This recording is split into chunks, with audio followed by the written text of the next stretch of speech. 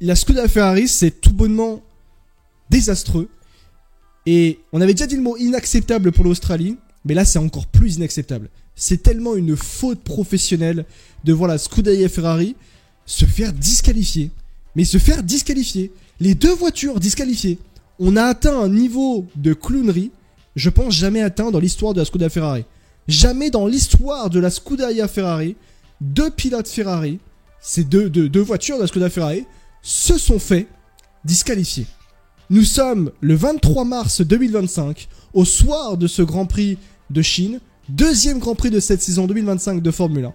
Et la Scuderia Ferrari s'est faite disqualifier pour des raisons totalement différentes des deux écuries. Jamais dans l'histoire de la Scuderia, cela est arrivé. Autant, imaginons, les deux voitures disqualifiées pour la même raison. Bon, on se dit, bon, c'est déjà catastrophique, mais c'est une erreur qui est reconnaissable. Mais là, se faire disqualifier pour deux raisons différentes, c'est abominable. C'est abominable. Surtout qu'on sort d'un Grand Prix d'Australie où ça a été le cataclysme absolu en termes de niveau de performance et en termes de gestion de course et en termes de gestion de week-end de Grand Prix. Encore une fois, Ferrari en Australie et même en Chine, finalement, on s'attendait à Daniel Craig et à Tom Cruise dans Mission Impossible. On a eu Danny Boone. Clairement, c'était absolument ça. Même aller plus loin par rapport à la Scuderia Ferrari pour amorcer ça. Faut savoir qu'en termes de statistiques, juste, je sais que non mais ce ne sont que des statistiques. Je vais pas donner l'exemple de 2009. L'exemple de 2009 pour moi, et Baby Show m'a repris sur ça, il est pas acceptable parce que c'est pas vraiment représentatif. Cependant, on a quand même c'est le pire début de saison de la Scuderia Ferrari dans l'histoire de la Formule 1 depuis 2009. C'est le pire début de saison de Ferrari depuis 2009 en Formule 1. Seulement 17 points après deux courses, après une sprint, dont notamment une sprint inclue dans ces deux courses. 5e au championnat du monde constructeur de Formule 1 pour seulement 3 points devant l'écurie Haas qui a donc un moteur Ferrari. À titre de comparaison, en 2014 avec l'infâme F14T peu pilotable et peu puissante, une voiture qui s'ouvrirait et qui survirait, cette voiture après deux courses, elle a obtenu 30 points. La terrible SF1000 de la saison 2020 de Formule 1, mais terrifiante aussi cette voiture, après deux courses, elle avait obtenu 19 points.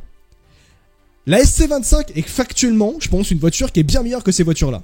Mais les performances de l'équipe sont tellement, sont tellement pires. Et en fait, l'écurie, dans la globalité de la Scuderia Ferrari, et produit quelque chose qui n'est pas acceptable, qui n'est même pas honorable vis-à-vis, justement, des fans de la Scuderia Ferrari, de tous les tifosi. Vous vous rendez compte que c'est la première saison de Lewis Hamilton avec la Scuderia Ferrari, ces deux premiers Grands Prix, c'est clownesque. Non pas par sa faute, mais par justement la faute de la Scuderia Ferrari.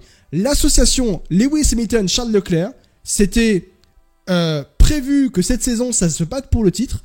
Comment tu veux que ces deux pilotes puissent se battre pour le titre avec une voiture qui à l'heure actuelle n'est pas comprise par la Scuderia Ferrari et mal gérée par la Scuderia Ferrari, et en plus de ça, tellement mal gérée que les deux pilotes sont disqualifiés indépendamment de leur volonté. Mais c'est quand même lunaire ça. C'est quand même absolument lunaire. Et je sais pas comment on peut quand tu es tifosi. Encore une fois, je suis pas tifosi moi personnellement. Je suis pas tifosi. Je suis pas un immense fan de la Scuderia Ferrari. J'ai un immense respect pour la Scuderia Ferrari. Mais ce que je veux dire par là, c'est qu'on est quand même dans une situation où la disqualification des deux pilotes, cette situation-là, c'est une situation tellement Scuderia Ferrari. Ça ne pouvait tomber que sur la Scuderia Ferrari d'être aussi clownesque. C'est encore une fois inacceptable, c'est déplorable. Et je suis d'accord pour dire c'est un ensemble de circonstances défavorables. Je suis d'accord, ok, y a pas de souci, mais à ce niveau-là, quand même, à ce niveau-là, on parle quand même de la Scuderia Ferrari, de l'écurie qui a le plus d'histoire en Formule 1. Et réaliser ça, surtout quand t'as Lewis Hamilton et Charles Leclerc, non, stop, c'est pas acceptable. Et c'est tellement une faute professionnelle à Scuderia Ferrari que ça en est abject. Je sais que les mots sont peut-être durs, mais tu ne peux pas démarrer une saison de Formule 1 où tu as prétendu vouloir jouer le titre avec de telles performances et une telle gestion d'écurie absolument catastrophique. Ok, il faut pas tirer de conclusion. Vasseur ne veut pas tirer de conclusion. Bon, tu vois, Mais là, on est quand même... Pourquoi d'ailleurs Hamilton a été disqualifié? C'est parce qu'ils ont dû, une nouvelle fois, élever la hauteur de caisse. Pourquoi ils ont dû élever la hauteur de caisse? Parce que la monoplace est encore une fois très mal comprise. C'est tout en fait. C'est un tout, Baby Choum, la situation comme la Skoda Ferrari. Et je sais que toi t'es tifosi. Je sais que toi t'es un amoureux de la Skoda Ferrari. On sort quand même de l'Australie et retomber dans de tels travers, c'est absolument effroyable. Comment toi t'analyses ça en vrai? Je n'analyse pas, j'encaisse. Qu'est-ce que je dise de plus? Non mais... T'as tout dit en fait. T'as tout dit, on passe encore une fois pour des peintres aux yeux du monde, ça fait 17 ans que ça dure, il y a eu je sais pas combien d'opportunités de rater pour le titre mondial. J'ai l'impression d'être l'Olympique de Marseille en Ligue 1, tu vois. Ouais. Où chaque année, c'était là, tu vois, c'est bon. On va jouer face à la balle, les gars. C'est trop ouais, tu vois, tu sais. Allez, l'OM et tout, tu vois, et puis non. Bah non, parce qu'en fait, au bout de deux courses, tu te rends compte que bah, tu perds contre Dijon, tu perds contre Auxerre, et tu te fais disqualifier contre en Chine, tu fais une contre-performance de folle en Australie. T'apprends au final que du coup, on t'a vendu, comme tu dis, hein, du rêve aux essais de pré-saison et voir. Non, mais même avant, le niveau de hype qu'on te sortait avant la saison, avec forcément l'arrivée de Lewis Hamilton. Mais ça, c'est une autre hype. Ça, oui, la hype Hamilton-Ferrari, elle était naturelle. C'est-à-dire que même si la voiture avait été une bouse intersidérale, je veux dire, la hype était naturelle de voir Hamilton avec Ferrari. C'est juste qu'on te dit, ah putain, mais notre voiture, elle est encore mieux que ce que le simulateur nous sort. Bon, si tu te dis, bah c'est bénef en fait. Oui. C'est trop bien. C'est trop bien. Et puis t'arrives, premier roulage, on te dit, bah on comprend pas. Ouais. Je comprends pas. Elle a du potentiel, hein, mais on n'arrive pas à la régler. Alors par contre, on est obligé de la mettre sur des échasses justement pour pas abîmer grandement la voiture. Bah forcément, après t'avances pas. Mais on comprend pas. Et on se dit bah tu vas essayer de trouver des solutions des fois extrêmes et tu vas arriver à des contre-performances comme celle-ci. Et je voudrais juste que tu mettes s'il te plaît le statement de Ferrari justement sur la justification l'explication. Bah, je l'ai mis, on a mis sur off-track, on a un peu résumé. Elle est pépite.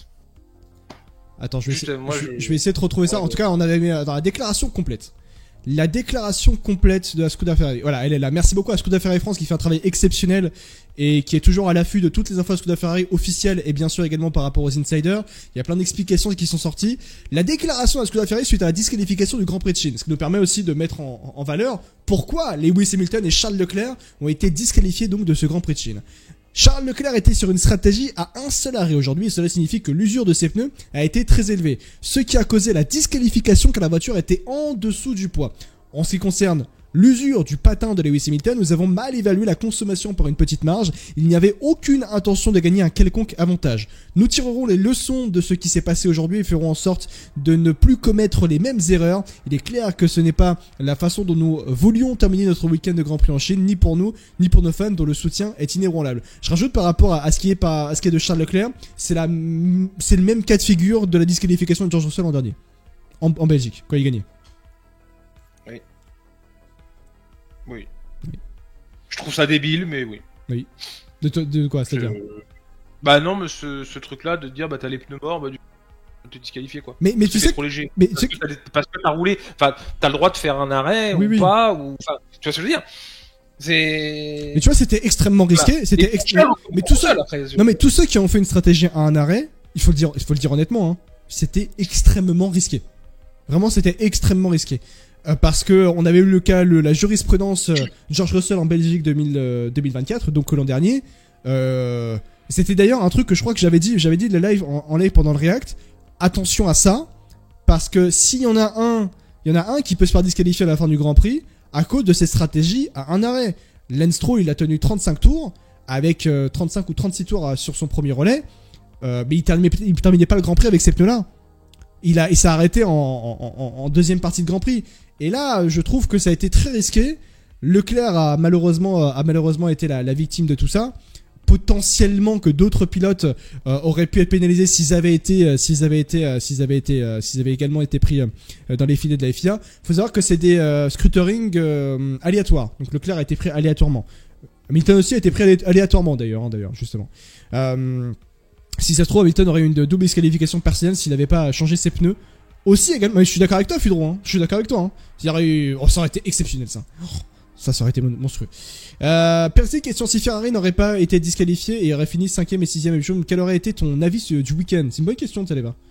Ça aurait été quoi ton avis? Je pense que franchement 5ème et 6ème, je serais pas été très content non plus moi. De toute façon, on pouvait pas espérer grand chose de mieux. On a vu vraiment des faiblesses affichées de la Ferrari. Donc tu marques des points, c'est bien, mais tu vois que sur les relais, t'as une dégradation absolument folle due justement à la non-compréhension des réglages de la monoplace. Alors ce qui fait que du coup, ouais, tu vas être peut-être agressif sur un début de relais, sur un milieu de relais, on va dire, mais après sur la fin d'un relais, t'es nulle part. Ouais. T'es nulle part et tu peux pas en fait espérer une grande performance si tu n'es pas bon sur un relais complet. Ouais. Et ça, on l'a bien vu pendant un temps où voilà, Leclerc était à deux doigts d'aller chercher Russell. Il a fait sa petite erreur à l'épingle, son petit travers, et puis après c'était merci bonsoir. En fait, on pouvait absolument plus rien faire. Donc c'est rassurant, on va dire. C'était plus rassurant hier en sprint quand on voit ce qu'il est capable de faire à Hamilton, plus que ce qu'on a vu en fait aujourd'hui sur la course. Mais tu sais que ça aurait été des points de prix, mais j'aurais pas non plus sauté au plafond. Mais tu sais que je vais même aller plus loin par rapport à ce que je disais au début là, quand on parlait de Ferrari. Quand même, on a quand même une victoire de Lewis Hamilton en sprint qui nous a tous rendus heureux. C'est peut-être dur ce que je vais te dire, mais pour moi cette victoire elle a été gâchée. Hein.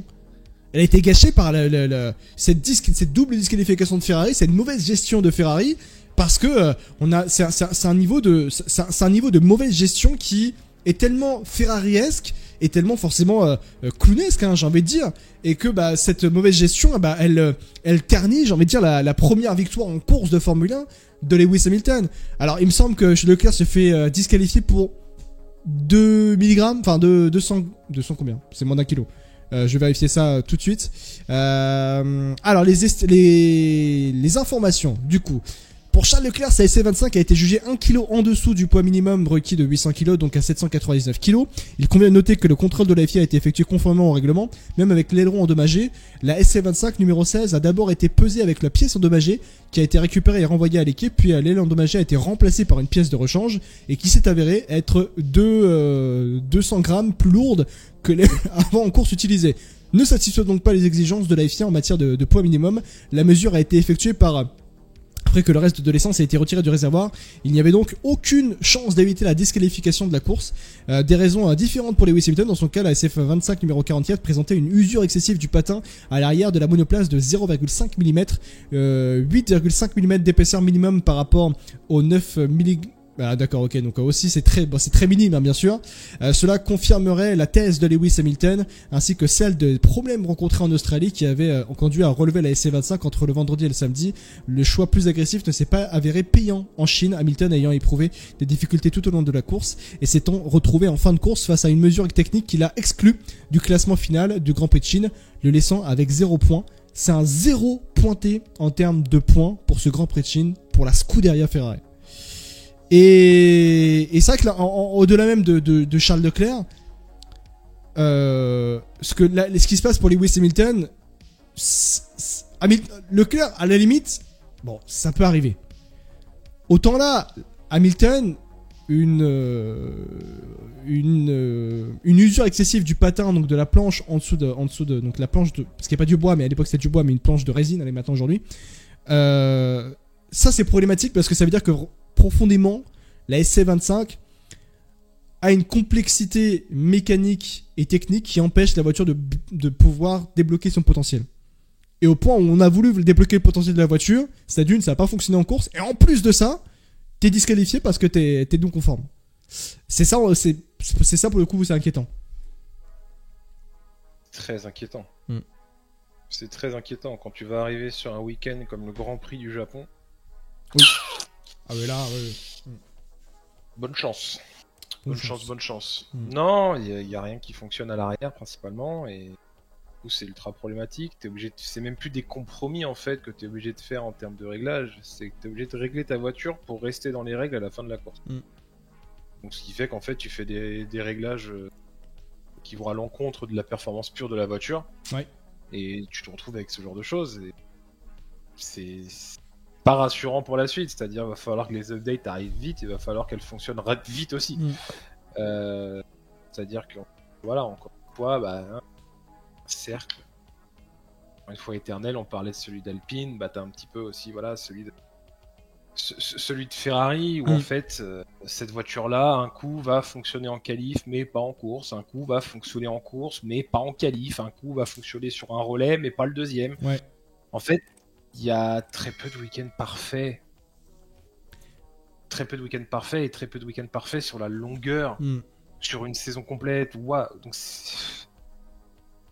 voilà, c'est chiant en fait après avoir 4 comme la saison se terminait d'entamer la nouvelle saison comme ça en fait. Mais tu sais qu'il y a un truc que dit Hicham et qui est pour moi l'une des problématiques qu'on avait au début de saison. On se pose la question est-ce que ça va marcher, est-ce que ça va pas marcher. Il n'arrive pas à comprendre la nouvelle suspension. C'est dans ces moments-là que je ne me dis pourquoi Ferrari a changé de philosophie à un an d'une nouvelle réglementation. L'objectif, je rappelle à ce que de Ferrari, en changeant de 99% de la voiture, c'était de ok, on a Lewis Hamilton. Dès la première saison d'Hamilton chez Ferrari, il doit avoir une voiture pour gagner. Ok, fair enough, ça se comprend. Sauf que là, la voiture a tellement changé qu'ils ne la comprennent pas. Et en plus de ça, mécaniquement, ils peuvent pas la faire fonctionner. À l'heure actuelle. Et je rajoute aussi, Alka a dit un truc intéressant. S'ils avaient les anciennes bosses du tracé du Grand Prix de Chine, ça aurait été pire. Et pour le coup, je pense que les deux voitures auraient été disqualifiées. Et surtout qu'au Japon, c'est pas un billard comme en Chine. Hein. Alors le circuit va être bosselé. Hein. Donc là, la même problématique. Bon, il y a 2 semaines, ils vont pouvoir se poser du côté de chez Ferrari. Mais la même problématique, elle va rentrer en jeu aussi, Baby Show. Bien sûr. Et c'est pour ça que moi, rien n'est mort, certes. C'est très dur à encaisser, franchement, c'est un enfer en fait à chaque fois d'avoir des week-ends comme ça. Ouais. C'est très loin d'être le premier quoi, donc franchement c'est assez usant que ça tombe toujours sur Ferrari, ce genre de conneries. Ouais. Je leur laisse jusqu'à l'Espagne. Je suis gentil, hein, mais voilà. Je leur laisse jusqu'à l'Espagne pour corriger ce problème. Puis si en Espagne ça fonctionne pas mieux, les gars, arrêtez tout, on finit P7 au constructeur et puis on se concentre sur 2026. C'était l'une des peurs qui avait été évoquée après l'Australie quand on en parlait justement du fait qu'elle est énigmatique cette voiture. C'était une des peurs justement. Mais bien sûr, bien sûr. Mais en fait, on voit que c'est un problème bien plus profond que juste une optimisation de réglage. C'est qu'on va nous sortir chaque week-end que oui, elle a du potentiel, mais c'est très bien qu'elle ait du potentiel. Mais si vous n'arrivez pas à le délivrer, le potentiel, à quoi ça sert d'en avoir? Bien sûr, ouais. À rien. Donc, et ce genre de problèmes, ils sont quand même assez profonds, assez importants, et du coup, voilà, ça impacte sur aussi beaucoup de paramètres sur la voiture. On l'a bien vu forcément sur la disqualification d'Hamilton. Donc, et ça, c'est pas des problèmes qui se règlent en semaine. Donc, c'est pour ça que moi, je suis prêt à leur laisser jusqu'à l'Espagne pour tenter de corriger tout ça et retourner à la normale. Ouais, je suis peut-être gentil en disant l'Espagne, mais ça se trouve. Jeddah, alors l'Espagne, c'est le 7ème Grand Prix, peut-être. Jeddah, c'est le 5ème Grand Prix. Si je me trompe pas. Donc, c'est pour ça, c'est une saison à 24 courses. Voilà, il y a trop de points, il y aura trop de points déjà de perdus d'ici là, et puis du coup les McLaren pourront gérer tranquillement, hein, à l'instar un petit peu de la saison de Verstappen l'année dernière, donc là-dessus les niveaux des titres, je pense déjà tu peux te dire ciao. Mais il y aura pas... Voilà, c'est chiant comme situation. Je veux pas encore argumenter 30 ans, ça sert à rien, de toute façon, on a tous vu les mêmes choses. Après, c'est triste, mais... Est-ce qu'on peut dire, tout de même, en étant objectif, qu'il y a quand même des points positifs dans ce Grand Prix de Ferrari, même si on est beaucoup pris par l'émotion, et je le conçois, et je pense que c'est même tout à fait normal qu'on soit pris par justement l'émotion, mais est-ce qu'il n'y a pas un aspect où, quand même, la victoire en sprint de Lewis Hamilton, la pole qu'il a pu réaliser en sprint, pour la sprint, c'est quand même pas un point positif, et que ça montre quand même que cette SC25 a un certain potentiel et peut performer tout de même, tu vois. Elle peut performer, mais à partir du moment où pour les qualifs et qu'en course, c'est pas la même chose. C'est plus compliqué en fait à... Tu retiens plus le négatif de toute façon que le positif, effectivement, c'est toujours beaucoup plus simple comme ça. Certes, ça a gagné, mais comme je l'ai dit, tu peux avoir tout le potentiel que tu veux, si t'arrives pas à le mettre en place chaque week-end, à quoi ça te sert d'en avoir en fait? Ouais. Clairement, c'est ça qui est pas simple. Tu te demandes limite s'ils ont compris ce qu'ils ont fait pour la sprint pour qu'Hamilton gagne, quoi, tu vois. Oui. Ouais. C'est ça qui est pas rassurant en fait. Oui, c'est vrai. À noter que Pierre Gasly aussi s'est fait disqualifier, on parle de Ferrari, mais Pierre Gasly aussi s'est fait disqualifier dans tout ça, dans cette histoire-là. Sachant aussi que pour Ferrari, j'en parlais, mais Ferrari au classement constructeur, je vais vous retrouver ça, se classe désormais 17ème, c'est un 0 pointé en termes de points marqués pour la Scuderia Ferrari. avec 17 points du coup au compteur après les points qui ont été pris en sprint et au Grand Prix d'Australie. Ils sont déjà à 61 points de McLaren. Je rappelle que Ferrari joue le titre constructeur, selon eux, et aussi titre pilote. Ça fait déjà très loin tout de même pour la Skoda Ferrari. Leclerc et Hamilton. Oh putain. Excusez-moi, mais Hamilton et Leclerc sont 10e au championnat du monde avec moins de 10 points. Le premier pilote moteur Ferrari au classement pilote, c'est Esteban Ocon, il est 7e. McLaren prend déjà le large. Voilà, on va dire ça ainsi. Donc ouais. Un peu. C'est plus le cheval cabré, c'est l'âne cabré, nous dit Alka. C'est drôle. C'est bien résumé, j'ai envie de dire. C'est bien résumé en tout cas pour la Skoda Ferrari. Il n'y a pas plus de choses à dire que ça à l'heure actuelle, mis à part qu'il y a beaucoup de déceptions, mis à part qu'il y a beaucoup de colère, je pense, de la part des tifosi. Il y a beaucoup de colère vis-à-vis de cette gestion. Non mais il y a beaucoup sur la gestion de ce Grand Prix de Chine dans la globalité, la gestion aussi de la SC25. Ça fait mal, ça fait très mal, surtout quand t'es fan d'Hamilton par exemple ou fan de Skoda Ferrari dans la globalité. Mais il faudra très très vite rebondir au Japon. La saison de la Skoda Ferrari va commencer au Japon. Je pense qu'on peut dire ça ainsi, Baby Chouman. Ouais, bah là, à ce rythme-là, on va se dire, ouais, la saison va commencer à Abu Dhabi. Non, mais voilà, tu vois, c'est... Effectivement, non, la saison, elle est réellement commencée, elle est réellement partie. Ouais. C'est clairement pas réussi. Et voilà, next au Japon, on verra bien. Par contre, petite parenthèse, je la pose là vite fait, mais la réalité est catastrophique. Ouais. Ah, tu m'en avais parlé, ouais. Faut qu'on en parle 2 secondes. Et il y a eu un move incroyable entre une Williams, Leclerc et Hamilton à un moment au freinage. Heureusement que j'étais sur la cam de Max pour le voir, parce que sinon, je sais pas. Ouais, c'est vrai. J'ai vu ça aussi un peu mais sur d'autres aspects aussi. Hein. Mais bon. Oui, bien sûr, mais pas que ça, hein, évidemment, mais pas mal d'autres choses où je suis grand chose. Ouais. En tout cas, voilà pour la Skoda Ferrari. Les copains.